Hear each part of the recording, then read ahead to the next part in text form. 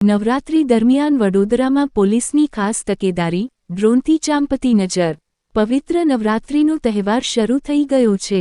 ત્યારે આ ઉત્સવ દરમિયાન કાયદો અને વ્યવસ્થા જળવાઈ રહે તે માટે પોલીસ કમિશનર સાહેબની સૂચના અને માર્ગદર્શન હેઠળ વડોદરા શહેર પોલીસ દ્વારા ખાસ વ્યવસ્થા કરવામાં આવી છે.